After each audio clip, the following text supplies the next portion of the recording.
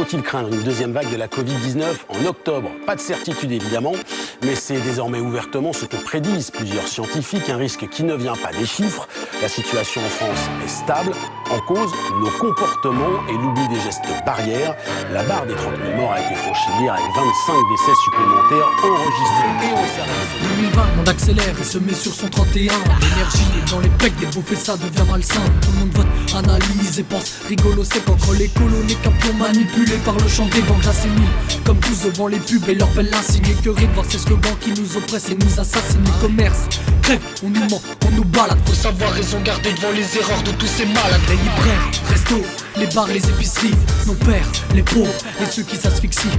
Faut tenir face aux coups qui jouent les marches, quand l'hosto leur sert de garage pendant que tous les soignants s'arrachent. Facile à dire, facile à faire, plus dur à vivre quand c'est l'enfer. Les mètres carrés sont pas les mêmes de leur appart qu'à la misère. Solidaire, très peu leçon, deuxième vague, pas de leçon. Pitié à dire, rentrez maison, les applaudissements, je monte le son. Après c'est plus le corps, maintenant le prêtre et les péchés. Les derniers anges qui restent en vie font de la télé-réalité. On part en vrille, ils nous disent que c'est nous, paroles de comptable. Les jeunes raffolent de vidéos qui parlent de sport de contact. Les bobos ferment les yeux avec leur air, trop des contracts. Faut attendre que de bagnoles se rentrent dedans pour faire un constat. Tu vois, ça c'est ta vie et celle des gens. Ceux qui s'effondrent et qui déchantent devant la mort au son de son chant.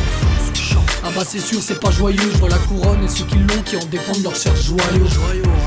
Je vois le joli tissu soyeux de leur bannière portée par une presse effigie de leur royaume.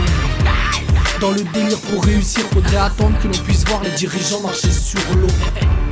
Et quand le confinement arrive, c'est GTA qui prend le relais. Le grand truc c'est de marcher sur l'eau. On rit, on pleure. On s'acharne à lutter face à la vie et ses malheurs. Personne n'avait rêvé d'un management à l'arrêt de dirigé par tous ces fous, il faut foutre le feu. On rit, on pleure. On s'acharne à lutter face à la vie et ses malheurs. Personne n'avait rêvé d'un management à l'arrêt de dirigé par tous ces fous, il faut foutre le feu. On rit, on pleure. On s'acharne à lutter face à la vie et ses malheurs. Personne n'avait rêvé d'un management à l'arrêt de dirigé par tous ces fous, il faut foutre le feu. On rit, on pleure. On s'acharne à lutter face à la vie et ses malheurs. Personne n'avait rêvé d'un management à l'arrêt de dirigé par tous ces fous, il faut foutre le feu. Il faut foutre le feu, poudre, hein. Il faut foutre le feu, poudre. 2020, confiné, à le départ.